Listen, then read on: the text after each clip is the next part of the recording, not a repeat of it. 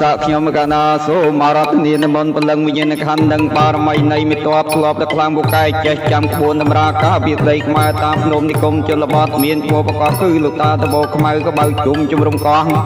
កងខ្លាបាក់កំលើងសាច់កងខ្លាំងក្លានតាខ្លាំងមើងលតាក៏ហមក៏ប្រសងស្បង់សមិតបកសែងក៏ហមមិតបកសែងសមិតបសក់សនិយាយដល់ធំនំកំពេញពួយកំមុំ11លតាប្រសក់បែម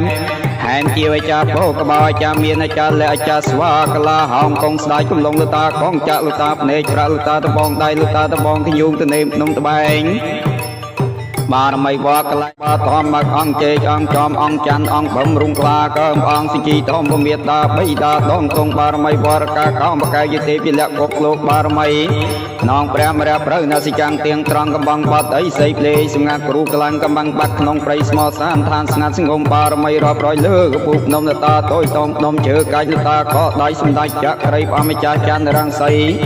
បារមីលុយតនហន្តឌីមេតបព្រះវិហារថារសាព្រៃកងកាងអារៈតូចធំព្រៃភ្នំច្រងចាំងជឿនបារមីសីសស្អាតដាក្រមអ្នកខ្លាំងអ្នកបកែថារសារូងចាំងរូងជាងរូងសន្តោព្រៃញៀន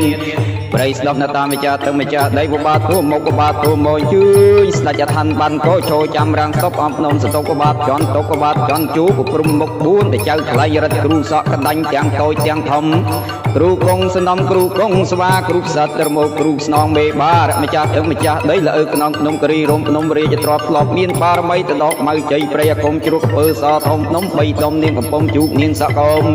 លុយចានធំលុយភ្នំកំចាយគ្រូ5ប្រែកាយនាងរំសាយសក់នាងបកនាងបោយតបោះអីសីភ្នំត្រៃត្រឹងឆ្អឹងដែរស្បែកស្ពាន់កំប៉ុនអកឆក់វៃសី100ដបងដៃព្រះម្ចាស់ថ្លៃបាទដៃកងចាក់លាយលាក់កងជុំគ្រូអាគមភ្នំសពគាឡៃកណ្ដឹង30ពាន់ភ្នំហោត្រៃគូគួចបង្រួញដីមេតបប្រុសមេតបស្រីមេតបលើទឹកមេតបលើដីមេតបលើអាកាសមេតបច្រា